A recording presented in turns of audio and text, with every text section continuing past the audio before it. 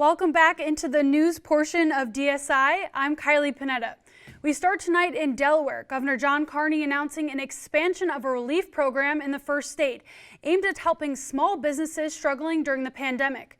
The Delaware Relief Program was expanded to $150 million, all of which will be provided in direct grants to small businesses, as well as the Rapid Workforce Training and Redeployment Initiative.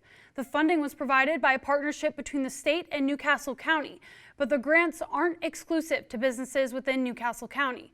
One small business owner in Rehoboth Beach tells us while they appreciate all the help, they feel the process could be made a little easier. Well, that's probably the most important thing we can hope for.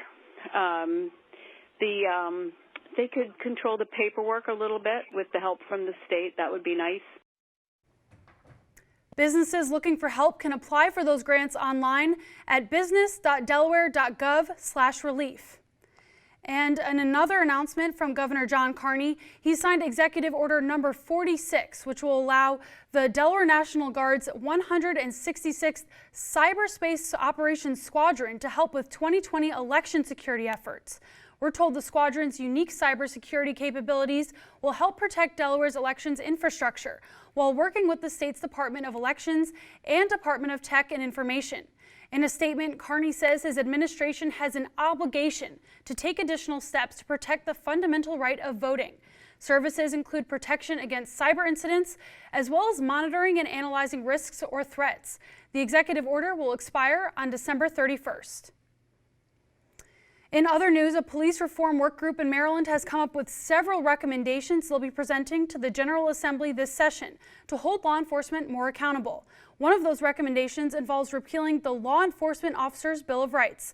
It's a move that some police say would do more harm than good.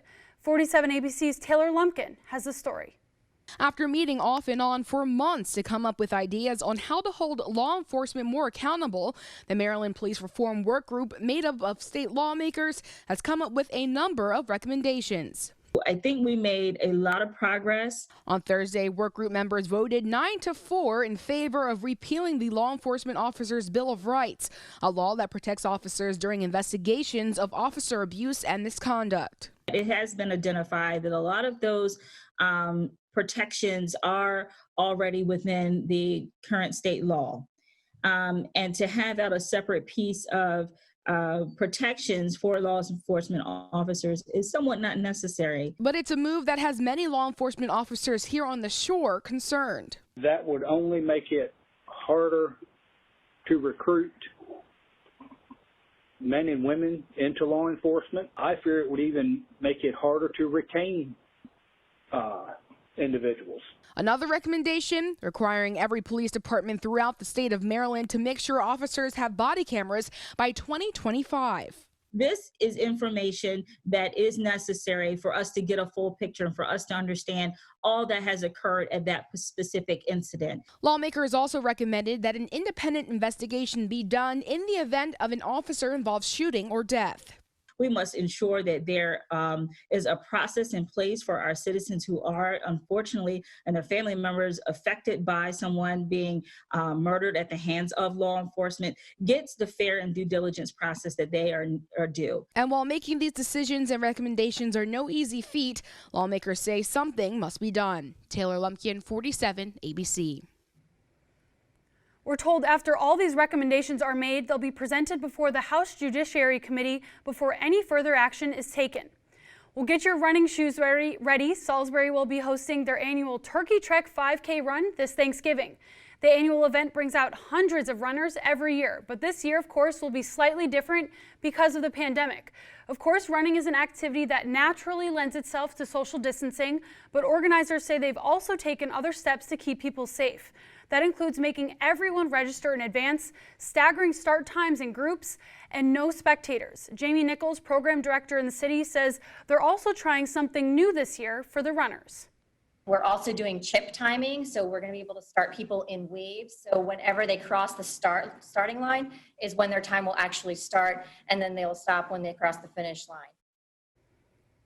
If you'd like to register for the Turkey Trek, you can do so at pembertonpark.org. Now we're going to go and check things in with Chief Meteorologist Daniel Johnson. Daniel, the 7-day forecast looks pretty nice.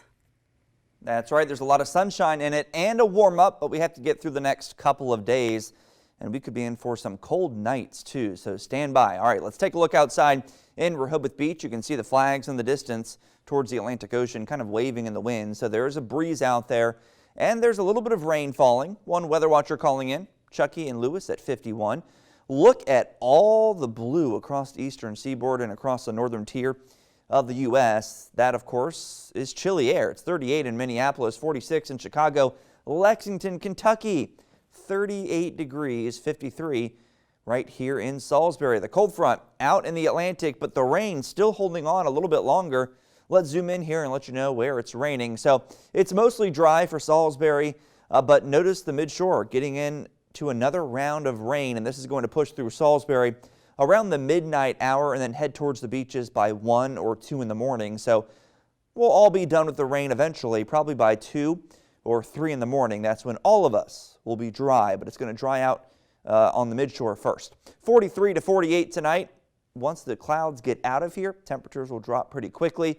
Showers again early up until about 2 or 3 in the morning. And then for the day tomorrow, looking good. Lots of sunshine.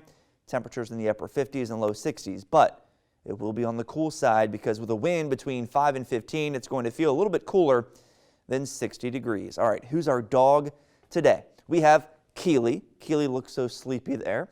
And Joan took this picture. Thank you so much. Now, if you're taking Keely for a walk or your dog for a walk tomorrow, it's actually looking sunny.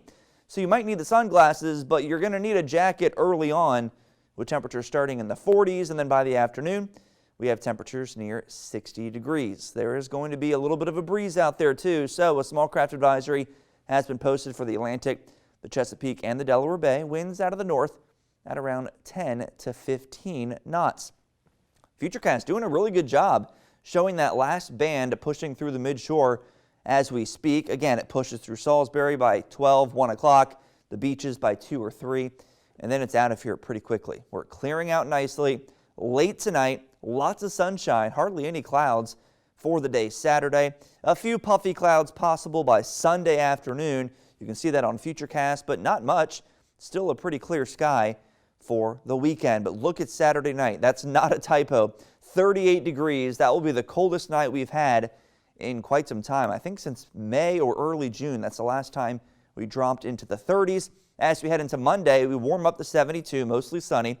75 on Tuesday. We stay in the mid-70s through the middle of next week, but we start to see an increase in cloud cover come Wednesday, Thursday, and Friday. Kylie? All right, Daniel, thank you. That's it for the news portion of the show. When we come back, Trey's back with your top 5 plays, sponsored by Delaware Appliance. Keep it here. This is Delmarva Sports Insider. Coach Sean Strickland from Milford Football. You're watching Delmarva Sports Insider.